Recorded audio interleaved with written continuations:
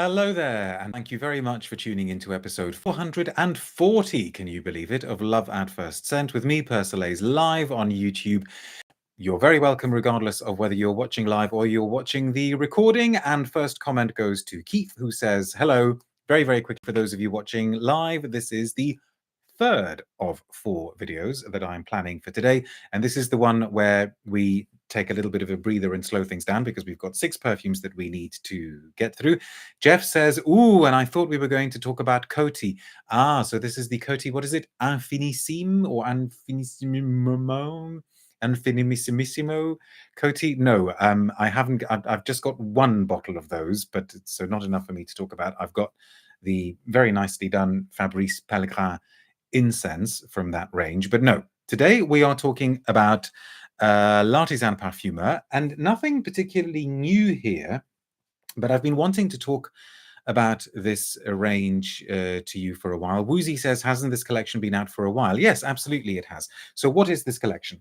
The collection is called La Botanique, and actually in its original form, I mean, this is all information that's out there online, but in its original form, I believe it came out in 2016 with some perfumes that don't exist anymore. So there were some, I'm just looking online now, there was one called, I think, Glacialis Terra, which doesn't exist anymore.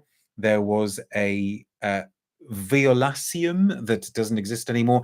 The original bottles had a bee motif on them. They had like a little bee near the neck, and I don't know, I think maybe somebody objected to the use of the bee because suddenly the bee vanished.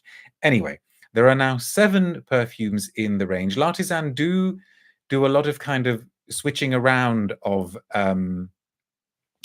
their perfume range, but I thought for the sake of completeness, let us do these 6, because I actually did their latest one from this range when it first came out. I think it's called Abyssé. They're all, I believe I'm not mistaken in saying, they've all been composed by Daphne Bugey. So I thought, well, I've got this little discovery set. We may as well just kind of do the other 6 so that we can say that we have done the full collection. The whole idea behind them is that they're meant to be a kind of darker, more nocturnal, more mysterious, maybe somewhat more forbidding take on botanics and plants. The nice thing about doing ones that have been around for a few years is that you may well have tried them yourselves, and so if you've got some, you know, a view that you would care to share on them, I would be very, very interested in hearing it. We have got pre-sprayed blotters for all of them, but I think we should get going. And I think let's start with the one called Venenum or Venenum. I don't really have a press release for them. I just have a bit of a blurb, which is probably just as well, because we don't want to be reading 6 press releases. Venenum is that, but these must be artificially colored. They must be, right? Venenum is this one here. They all have a number. Venenum is 32, and I forget what that number is. I don't know what it's either one of these, you know, sort of number of iterations or number of materials. Anyway, this is Venenum by Daphne Bugey. Let's see what we get here.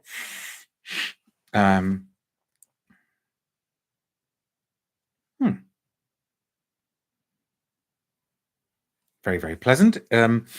Smaranda says, tried all of them, nice enough, but nothing spectacular.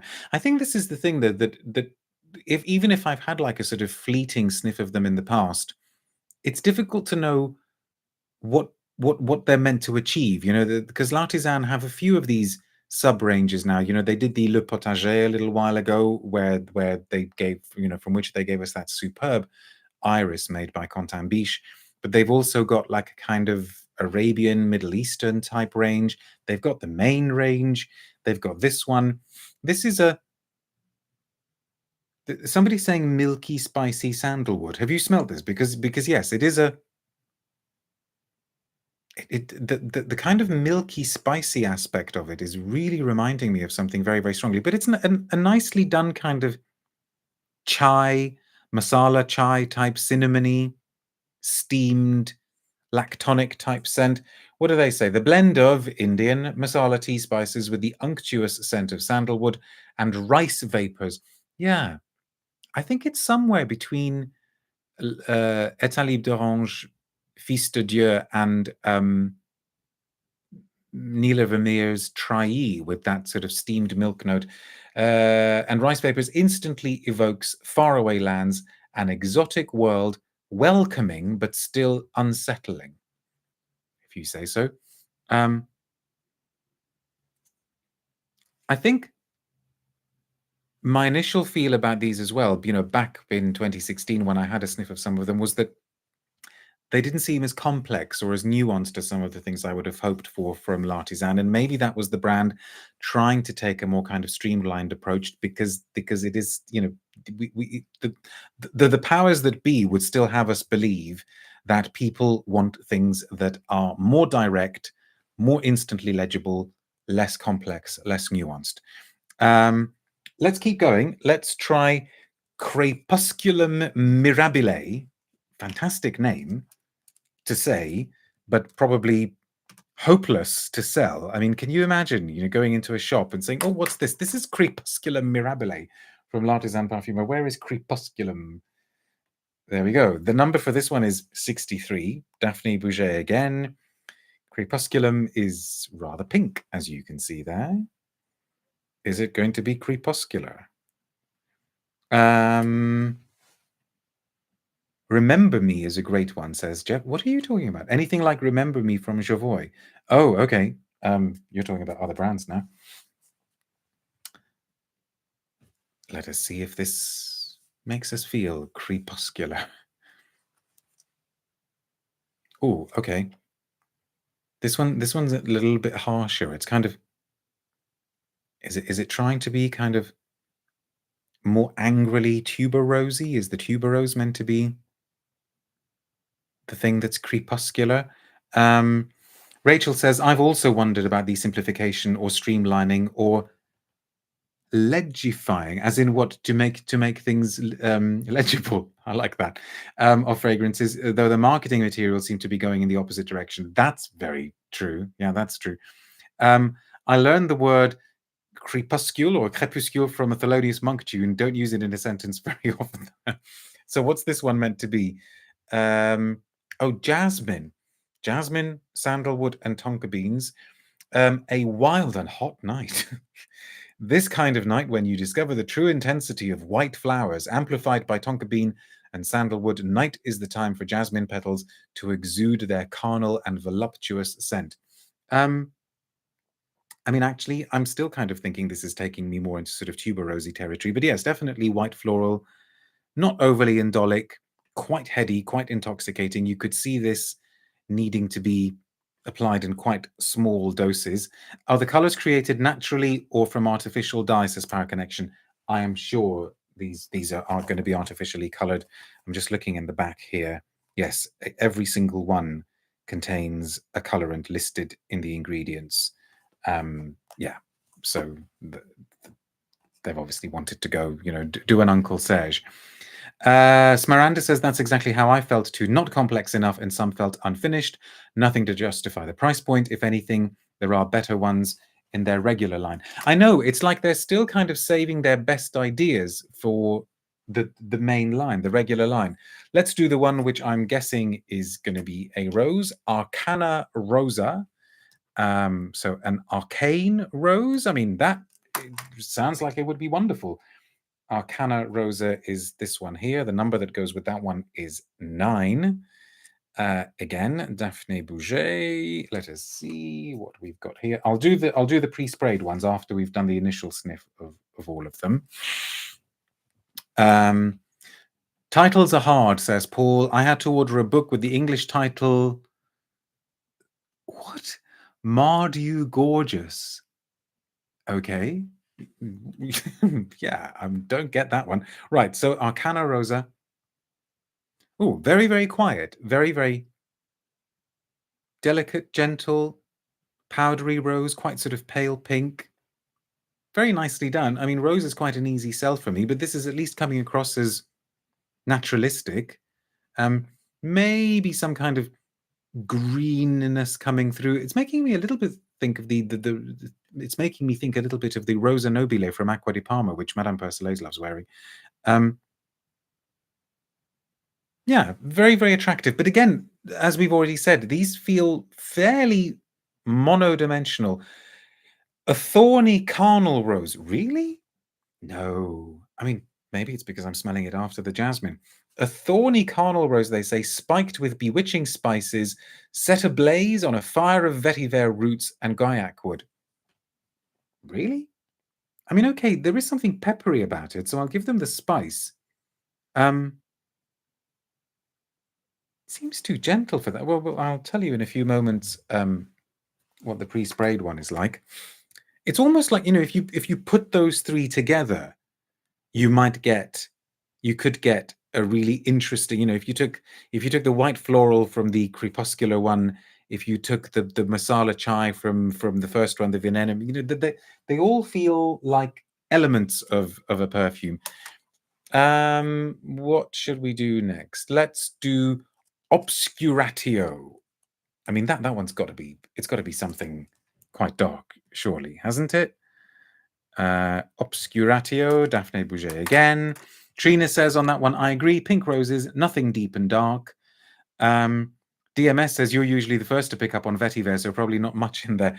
Good point. But vetiver does take a while to come out sometimes. No, it's not. It's not excessively vetiver or overtly vetiver to start with. Obscuratio. There we go. Another great name, actually. Let's see. What's this one going to be?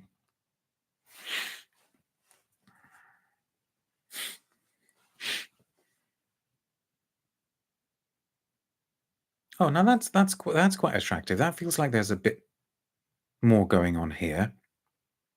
Not instantly recognizable. Something more gently white floral, but also a kind of nice, kind of vanillic wood note coming through. This one's the most interesting. I suppose this one is the least legible so far. What's it meant to be? What's it meant to be? Patchouli, vanilla, and ylang ylang. Okay. Yes. Okay. But they've kind of toned down anything that's overly indolic about the ylang ylang. They've made it kind of move in the direction of Annick Goutal's Songe, which is to say that it feels a little bit kind of beachy, tropical, but that side of it hasn't been overly emphasized. But there's a really, really nice wood note in there. What's their description of it? An irresistible light when ylang ylang petals turn even more intoxicating in union with the richness of vanilla bourbon from the island of Nosy Bay in Madagascar. Those tiny flowers become dangerous amid dark wafts of patchouli. Well, it's not dangerous. It's just very nicely done, very attractive. And the patchouli, it's kind of like the patchouli is taking me unexpectedly in the sort of more masculine territory of Yves Saint Laurent Rive Gauche. So if you could think of Rive Gauche and Songe somewhere kind of hairy chested but tropical, that's interesting. That's the most interesting one of the four so far. So let's keep going. Next up, we have got Mirabilis. So as opposed to what is that's not meant to be like miserabilis, is it, or horribilis? Mirabilis, I suppose, is going to be like what, miraculous? Is that to do, or is that the kind of reference? Is this like cod Latin, or is it like genuine Latin? Somebody tell me, any Latin speakers. Mirabilis, the number for that one is 60. That's a rather intriguing kind of blue color, as you can see there. Yes, miraculous, says Paul. Okay. Mirabilis, Daphne Bugey again. It's interesting how she's been, she's like the in-house perfumer for this range, isn't she?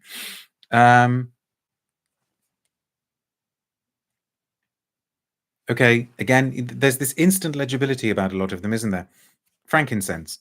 To be sure, quite a qualitative smelling frankincense to start with. But again, you'd think, if you were going to smell if you were going to buy a frankincense perfume, if you're going to wear a frankincense perfume, you would want it to be bringing something different to the game, something new to the game. This is not going to challenge the likes of Comme des Garçons, Avignon. This is not going to challenge the likes of Jubilation from Amouage.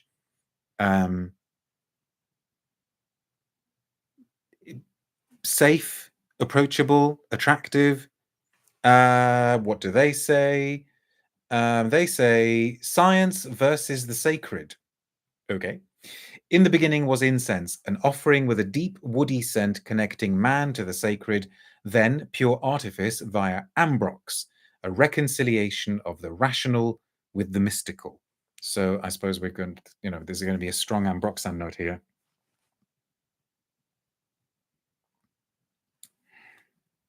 Yeah, and I suppose again, it's fine. It's just mono. And last one, then I suppose the last one is Tenebrae. Tenebrae. Those of you who are aware of such things, we're in Lent now, of course, and Tenebrae is fast approaching. Which one is Tenebrae? Tenebrae also has a kind of bluish color. Daphne Bugey again. What are we going to think of this one? Why is Oris feeling that they need to do a vomiting emoji? What is it that's put you off?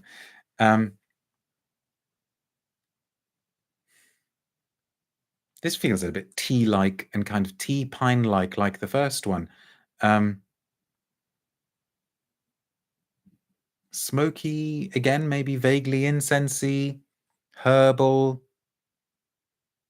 But it feels quite thin. It feels like it's not going to have very much to say for very long. Incense again, sap, they say, and wood. In the enigmatic atmosphere of a dense and dark forest, lush nature exhales mystical vapors, a mixture of incense, resins, and rich sap.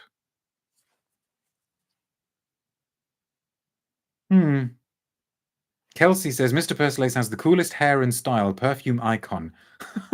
That's very kind.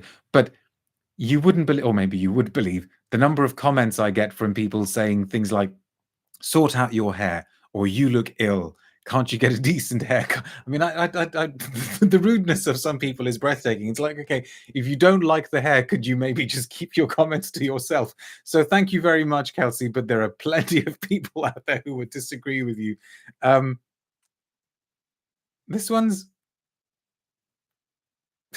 again, maybe I should put all of the blotters together and see what happens. Okay, now let's do the pre-sprayed ones. So may as well go in the same order. What was it? Venenum? No, actually, let's go in a different order in case. Let's go. This is Mirabilis, pre-sprayed Mirabilis. I've forgotten which. No, so Mirabilis was the incense one, right? And it's kind of it's linear. This one stayed the same. I wonder if that's going to be the thing with all of them. They're all going to be linear.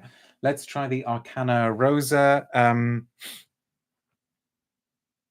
Okay, the rose is attractive. There's a very, very kind of convincing naturalness to it. It's become a touch darker. There's almost a kind of, Victorian boudoir feel to it. I do quite like the rose. So rose, okay. Tenebrae is the one we just smelt, right? Oh, the Tenebrae's become quite thin, really. Yeah, maybe it is the sappiness, because I suppose if you are going to want some kind of pine sap thing, then it will end up being a bit smelling a bit thin. What was it? Crepusculum Mirabilis. No, it wasn't Mirabilis, was it? Mirabile, Crepusculum Mirabile. Yeah, that's the one that's meant to be jasmine, right? Yeah, I think I'm least convinced by that one. That's the one where I'm thinking maybe you needed to put a bit more cash into what you were using. Obscuratio. I've lost track of which ones we've done. Okay, Obscuratio was that the one? I need to remind myself. So let's go back here. If that is the one that was the Ilang Ilang, then I think that's the one that sort of wins this. Yes, that it is the Ilang. That's the most interesting one. That's the most interesting one. It's the one where the interplay between the various elements is the most intriguing, the most compelling, and you kind of get a little bit of the patchouli, but then you get the vanilla, then you get the ylang ylang. And what have I? I've smelt that one. Have I smelt? Have I smelt Venenum? No, I don't think I have. Oh, that was the tea one. Okay, that's the kind of milky tea and sandalwood. Quite attractive as well. So I think overall they're kind of fine, but you do wonder why we need them. You do wonder why L'Artisan needed them. You know, did they think that by releasing these sort of dark bottles, these kind of more highfalutin pseudo-intellectual names, they would target a different sort of clientele? You know, maybe that's what they were trying to do. But no, and how much is each one of these? Okay, so at the moment on the British website, for instance, Obscuratio is £205 for 75 mils. They're all £205 for 75 mils. So again, they're not cheap, but what is at the moment? So yes, a curious release, and L'Artisan, and of course Penhaligon's as well, because they both belong to Pooch now, and they've long been seen as kind of like sister brands. L'Artisan is still going through a little bit of an identity crisis. I think the powers that be don't know quite what to make of it. I would say they just need to stick to the main line and get some truly innovative and different releases. That was always their strength: innovation, originality. And so yes, the vast majority of these six, they're kind of fine, but you sort of think is fine enough to make you want to spend £200 for not even 100 mils. Anyway, there we are. At least the completist in me is now satisfied that I have done all of the existing 6 Botanique perfumes. We will be back in a few moments with something that I suspect is going to be rather different, or I hope it's going to be different. Anyway, thank you very much for watching this one. I will see you in a bit. Bye now.